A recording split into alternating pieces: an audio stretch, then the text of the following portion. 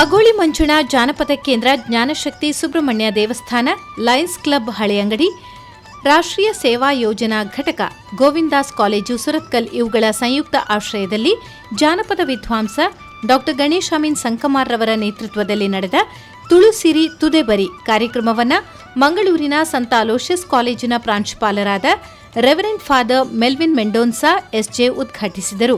ಬಳಿಕ ಮಾತನಾಡಿದ ಅವರು, ಇಂದಿಗೂ ದೇಶದ ಸುಮಾರು 50% ಜನ ಕೃಷಿಯನ್ನ ಅವಲಂಬಿಸಿದ್ದಾರೆ. ಆದರೆ ರೈತರು ಬೆಳೆದ ಬೆಳೆಗಳಿಗೆ ಸರಿಯಾದ ಬೆಲೆ ಇಲ್ಲದೆ ರೈತರ ಬದುಕು ಶೋಚನೀಯವಾಗಿದೆ. ಕೃಷಿ ಬದುಕು ಅವಸಾನದತ್ತ ಸಾಗುತ್ತಿರುವ ಈ ದಿನಗಳಲ್ಲಿ ಪ್ರಕೃತಿ ಸೊಬಗಿನ ಬಯಲುಗದ್ದೆಯಲ್ಲಿ ವಿದ್ಯಾರ್ಥಿಗಳಿಗೆ ಜಾಗೃತಿ ಮತ್ತು ಪ್ರಾತ್ಯಕ್ಷಿಕೆಯನ್ನ ನೀಡುವ ಪ್ರಯತ್ನ ಶ್ಲಾಘನಾರ್ಹ ಎಂದರು. ನಾಟಿ ಮಾಡುವುದು ಅಥವಾ ಕೃಷಿ ಸಂಬಂಧಪಟ್ಟ ಎಲ್ಲ ಕೆಲಸಗಳನ್ನು ಮಾಡುವುದು ಅಂತ ಒಂದು ಸಭೆಯನ್ನು ಇಲ್ಲಿ ನೋಡುವಾಗ, ಅಂತ ಒಂದು ಕಾರ್ಯಕ್ರಮವನ್ನು ನೋಡುವಾಗ ನನಗೆ ತುಂಬಾ ಖುಷಿ ಆಗ್ತದೆ. ರೈತರ ಪರಿಸ್ಥಿತಿ ತುಂಬಾ ಶೋಚನೀಯವಾದದ್ದು. ಬರಗಾಲ ಇರಬಹುದು, ಸರಿಯಾದ ಬೆಲೆ ಅವರ ಬೆಳೆಗೆ ಸಿಗ್ತಾ ಇಲ್ಲ ಅಂತ ದೊಡ್ಡ ದೊಡ್ಡ ಸಮಸ್ಯೆಗಳು ಅವರಿಗೆ ಎದುರಾಗ್ತವೆ. ಅವರಿಗೆ ನಾವು ಪ್ರೋತ್ಸಾಹ ಕೊಡಬೇಕು. ಪ್ರತ್ಯೇಕವಾಗಿ ನಮ್ಮ ರೈತರಿಗೆ ಅವರಿಗೆ ಬೇಕಾದ ಎಲ್ಲ ಸವಲತ್ತುಗಳನ್ನು ನಮ್ಮ ಸರ್ಕಾರ ಕೊಡಬೇಕು ಅಂತ ನಾನು ಈ ಸಮಯದಲ್ಲಿ ಕೇಳಿಕೊಳ್ಳಲು ಆಶಿಸುತ್ತೇನೆ. ಹಾಗೆ ನಾವು ಕೂಡ ನಮ್ಮ ರೈತರಿಗೆ ಆದಷ್ಟು ಪ್ರೋತ್ಸಾಹ ಕೊಡಬೇಕು.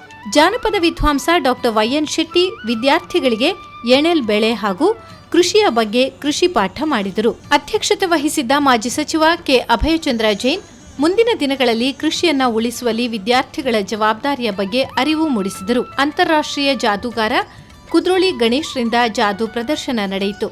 ಜ್ಞಾನಶಕ್ತಿ ಸುಬ್ರಹ್ಮಣ್ಯ ದೇವಸ್ಥಾನದ ಆಡಳಿತ ಮೊಕ್ತೇಸರ ಶಶೀಂದ್ರ ಕುಮಾರ್, ತುಳುಕೂಟ ಕುಡ್ಲದ ಅಧ್ಯಕ್ಷರಾದ ದಾಮೋದರ್ ನಿಸರ್ಗ, ಕಡಂಬೋಡಿ ಮಹಾಬಲ ಪೂಜಾರಿ ಮತ್ತಿತರರು ಉಪಸ್ಥಿತರಿದ್ದರು. ತಿಮ್ಮಪ್ಪ ಅಮೀನ್ ರವರಿಗೆ ಕೃಷಿ ಸಮ್ಮಾನ ಹಾಗೂ ರಾಷ್ಟ್ರೀಯ ಸೇವಾ ಯೋಜನಾ ಸಾಧಕ ಮಂಜುನಾಥ್ರಿಗೆ ಅಭಿನಂದನಾ ಕಾರ್ಯಕ್ರಮವು ಈ ಸಂದರ್ಭ ನಡೆಯಿತು.